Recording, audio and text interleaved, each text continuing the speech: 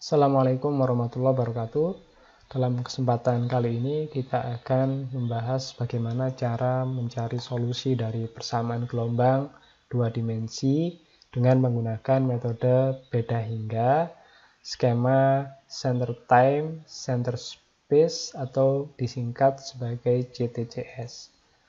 Persamaan gelombang yang akan kita cari solusinya adalah UTT sama dengan C kuadrat kali UXX plus UYY. Dengan C kuadrat ini merupakan kecepatan dari gelombang. Berikutnya domain yang kita pakai dalam simulasi ini adalah domain yang berupa persegi panjang, yaitu untuk X-nya antara XA sampai XB dan Y-nya antara YA sampai YB. Kemudian T-nya lebih besar dari 0. Berikutnya diberikan kondisi awal UXY 0 sama dengan PXY dan kecepatan awal UTXY 0 sama dengan CXY, dan juga diberikan syarat batas untuk batas-batas di X, UXA YT sama dengan FA, kemudian UXB YT sama dengan FB, dan batas untuk Y yaitu UX YA T sama dengan GA dan UX YBT sama dengan GB. Nah, pertama untuk diskritisasi dengan menggunakan metode beda CTCS. UTT kita diskritkan menjadi UIJ N plus 1 dikurang 2 UIJN plus UIJ N min 1. Jadi karena ini UTT yang berubah adalah indeks yang mewakili waktu, yaitu N. Nah, jadi ini beda pusat dibagi dengan delta T kuadrat. Jadi UIJN plus 1 kurang 2 UIJN plus UIJN min 1 dibagi delta T kuadrat. Jadi ini adalah turunan hampiran dengan menggunakan metode beda pusat untuk turunan U terhadap T.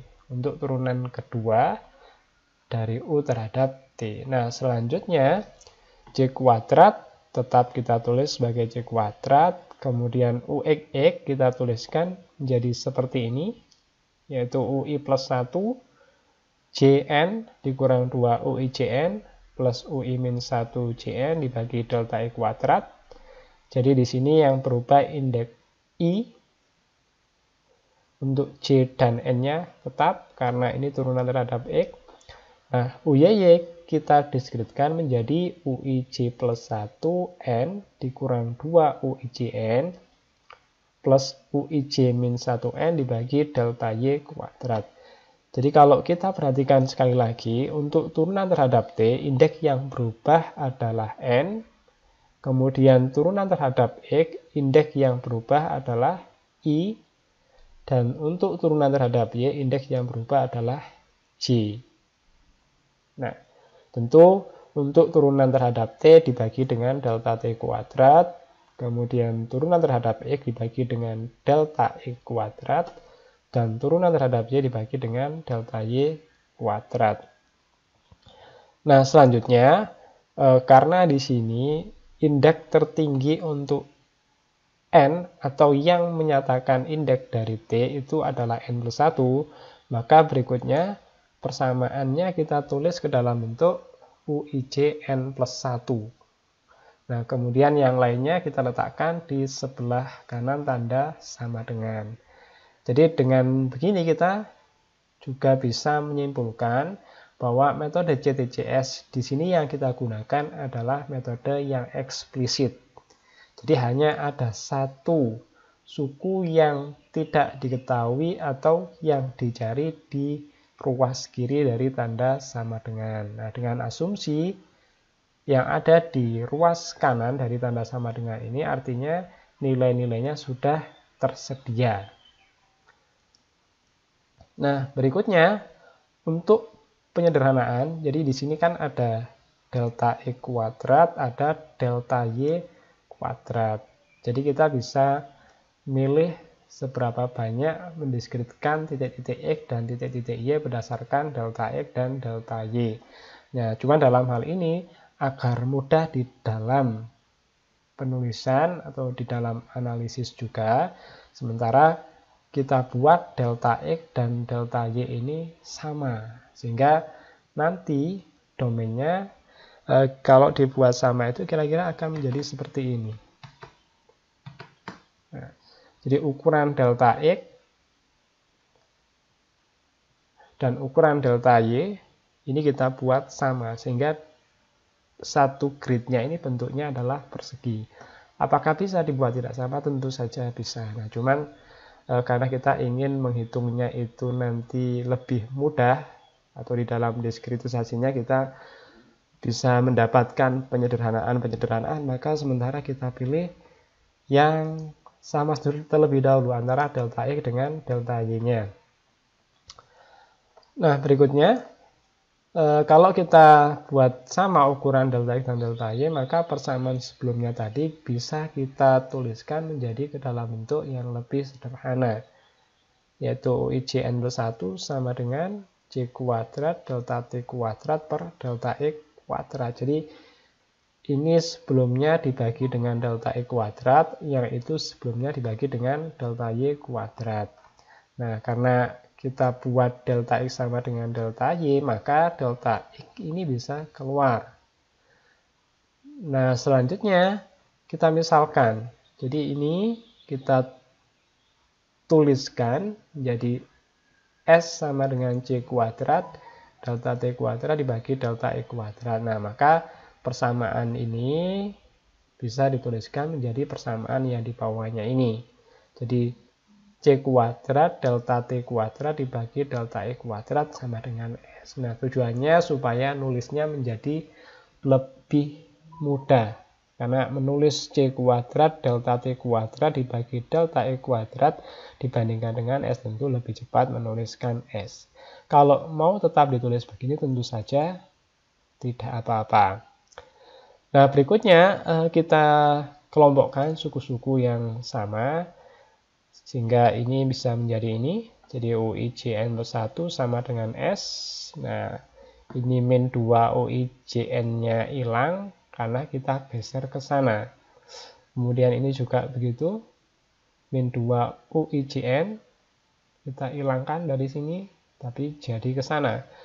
Min 2 UIJN kali S, kemudian ada juga min 2 UIJN kali S. Nah, berarti sama dengan ada 4 UIJNS. Nah, suku-suku UIJN-nya kemudian kita kelompokkan di sini 2 ini, kemudian min 4S dari sini tadi. Nah, kemudian yang ini sendirian. Nah, ini adalah bentuk yang paling sederhana dari pendiskritan persamaan gelombang 2 dimensi dengan menggunakan metode GTJS. Nah, berikutnya, jadi ini nanti berlaku, jadi persamaan yang ini kan dari persamaan diferensialnya. Jadi kalau kita bawa ke sini, jadi berlakunya adalah di titik-titik yang berwarna biru ini. Nah, sedangkan yang berwarna merah ini berarti namanya batas-batas domain. Jadi kalau ini arah X, itu arah Y yang ke atas, maka XA itu di sini, XB itu di situ, YA di sini, YB di situ. Nah, kemudian karena domainnya berupa persegi panjang, nilai-nilai di batas, berarti yang warna merah ini diketahui atau harus diberikan terlebih dahulu. Nah, sehingga persamaan diskrit yang kita peroleh barusan itu nanti digunakan untuk mencari titik-titik yang berwarna biru, lingkaran-lingkaran yang berwarna biru ini. Jadi, persamaan ini berlakunya adalah bukan pada batas-batas domain. Nah, karena kalau pada batas-batas domain nanti kita gunakan syarat batas. Baik, berikutnya kita diskritisasi syarat awal atau kondisi awal, yaitu UX Y0 sama dengan PXY bisa kita nyatakan ke dalam bentuk diskrit sebagai UIJ1. Nah, di sini 1 itu karena T-nya sama dengan 0, kemudian T sama dengan 0 sama dengan T awal, sehingga indeksnya kita gunakan 1. Jadi UIJ1 sama dengan PIJ. Kemudian UT XY0 sama dengan si XY. Ini kita diskretkan menjadi UIJ2 dikurang UIJ0 per 2 delta T. Jadi pakai beda pusat untuk turunan terhadap T. Nah, kemudian indeks 2 dan 0 ini dari mana? Jadi kalau 0 itu kan sama dengan T1, jadi indeksnya kan 1 kalau di 0 ya. UIJ 1. Nah, ini indeks di 0. Nah, kemudian karena turunan, jadi kalau beda pusat itu berarti kan plus 1 dan min 1. Jadi UIJ kalau kita gunakan N berarti kan N plus 1 dikurangi UIJ N-1. Nah, untuk 0 berarti N-nya kita ganti 1, sehingga kalau 1 plus 1, 2, kemudian 1 dikurang 1, 0, sama dengan si IJ. Atau bisa kita tuliskan sebagai UIJ0 sama dengan UIJ2 dikurang 2 delta T kali si IJ. Nah, ini nanti akan kita perlukan ketika kita mencari nilai UIJ2. Nah, berikutnya untuk kondisi batas, UXA YT sama dengan FA, ini kita tuliskan sebagai U1JN. Jadi XA itu yang paling kiri, jadi kita nyatakan sebagai 1 indeksnya. Kemudian UXB-YT sama dengan FB, dan XB adalah domain dari X yang paling kanan atau di batas kanan. Kemudian kita nyatakan sebagai M besar, jadi UMJN sama dengan FB.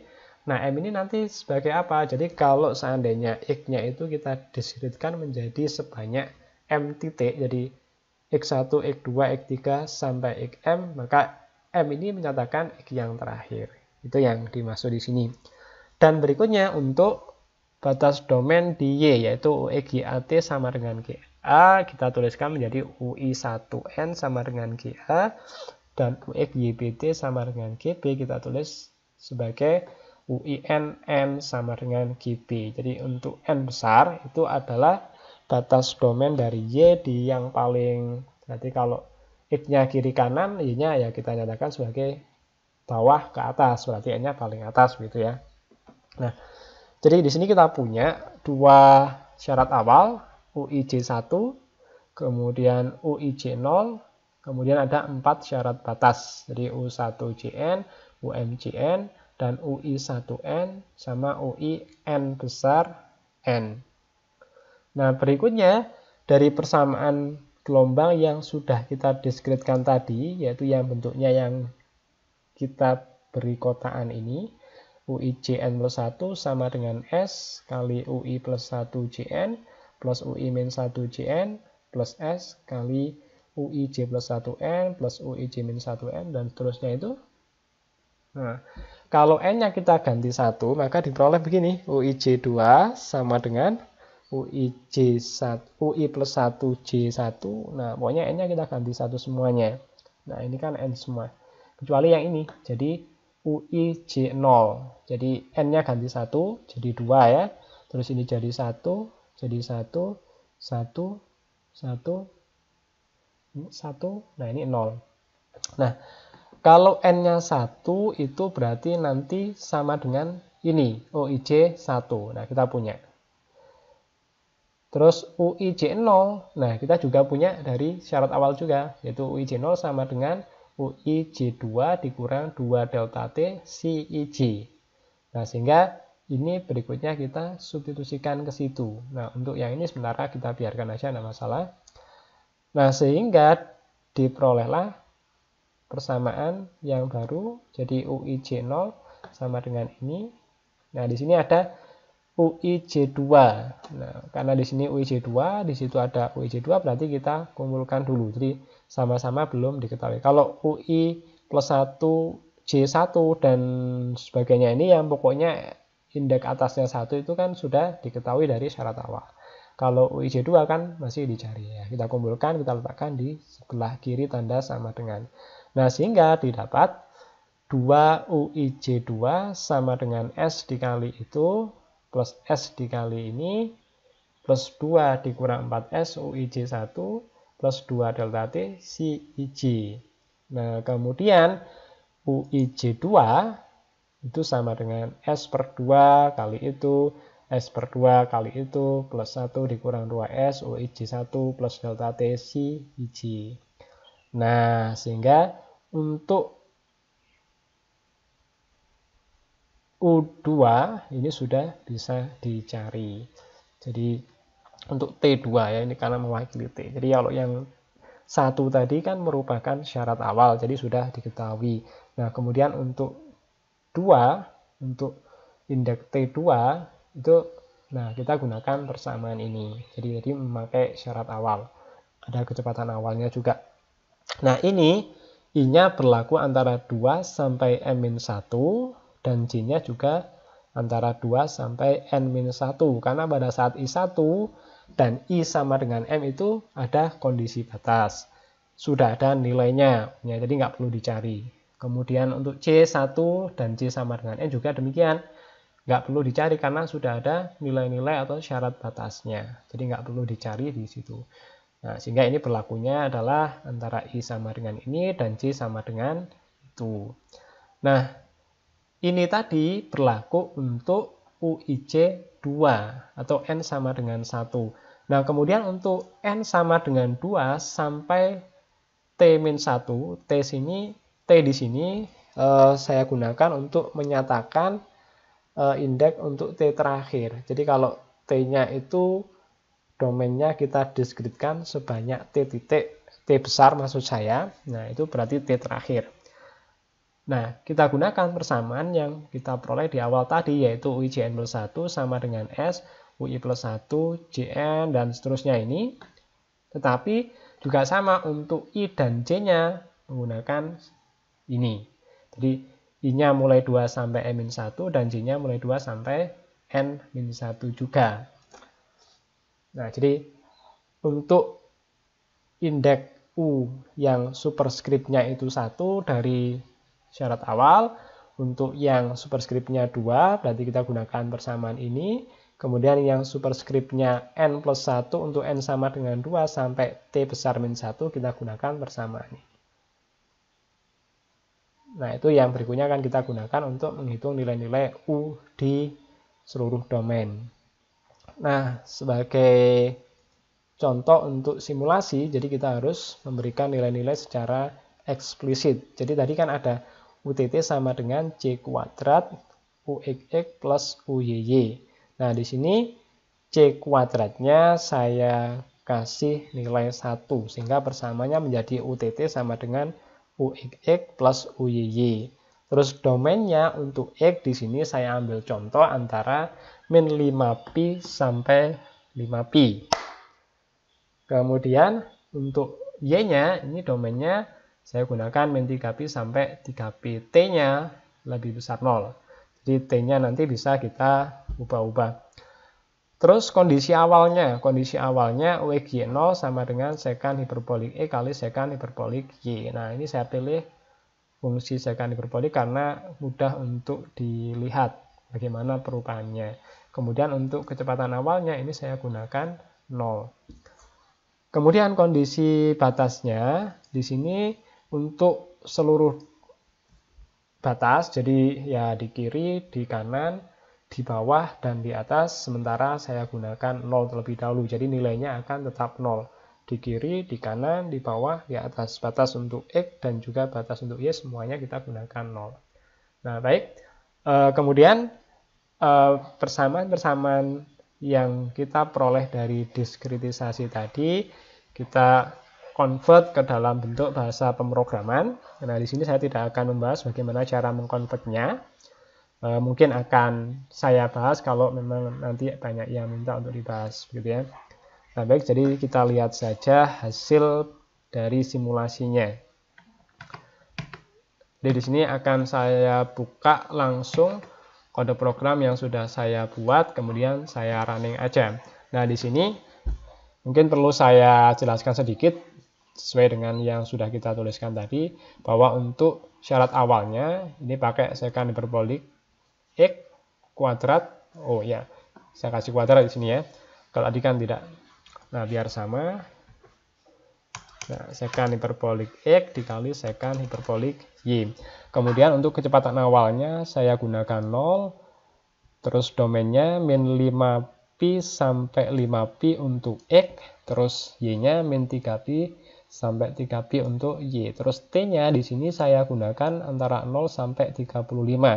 Kemudian dt-nya 0,1, dx-nya pi per 10, ya, supaya agak besar. Nah, berikutnya, jadi yang sudah kita peroleh bentuk diskritnya tadi, kalau dinyatakan dalam program adalah seperti ini. Nah, nanti Anda bisa melihat bagaimana perbedaannya antara persamaan diskrit dengan bentuk kode programnya. Jadi yang inti sebenarnya di sini, dari sini sampai situ. Kalau yang ini ke sana itu hanya proses untuk membuat gambarnya aja, untuk mempercantik gambarnya. Baiklah, kalau begitu kita lihat ya, ini saya ubah dulu. Nah, sekarang kita lihat bagaimana hasilnya. Nah, itu kondisi awal secant hiperbolik dikali secant hiperbolik X kali secant hiperbolik Y.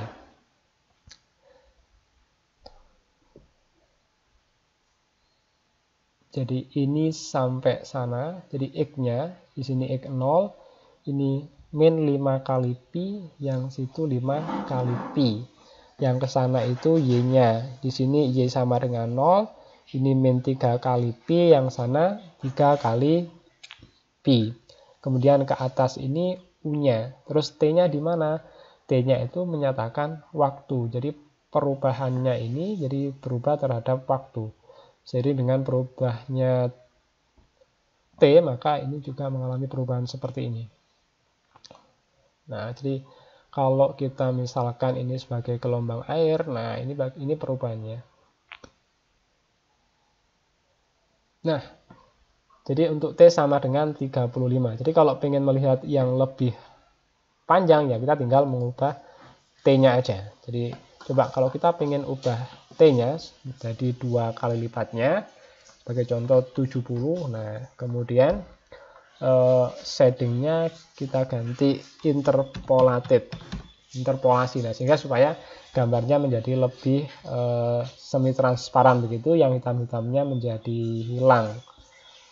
Nah, kemudian bisa diamati dari gambar bahwa nilai atau ketinggian dari U di batas-batas. Batas-batas itu berarti di sisi kiri, sisi kanan, di sisi bawah, sisi atas, nilainya tetap 0. Jadi yang di pojok-pojok tetap 0.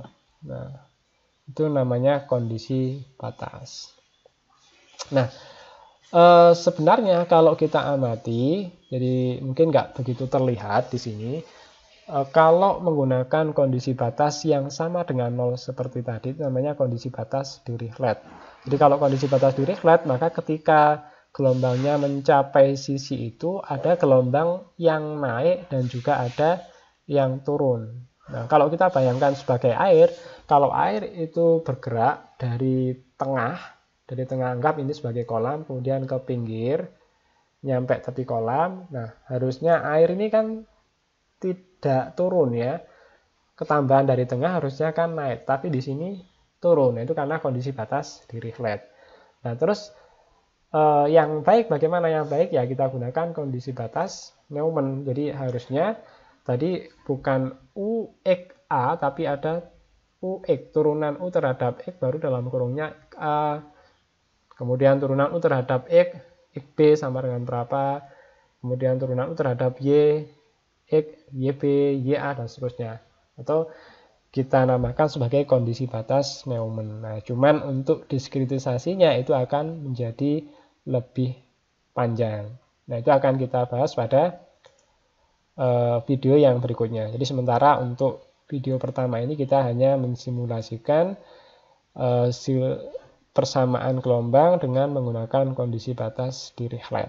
Nah, untuk yang kondisi batas Neumann itu bentuknya kira-kira seperti ini. Nah, jadi persamaan gelombangnya tetap, domainnya tetap sama, kondisi awalnya sama. Nah, di kondisi batasnya ini yang berbeda. Jadi UX Kalau tadi kan nggak ada UX-nya. Ini ada UX-nya, kemudian ada UY-nya, ini ada UY-nya. Nah, ini kita bahas pada video yang berikutnya, karena kalau dilanjutkan ini akan menjadi sangat panjang videonya. Ya, terima kasih sudah menonton. Sampai ketemu lagi pada video berikutnya. Assalamualaikum warahmatullahi wabarakatuh.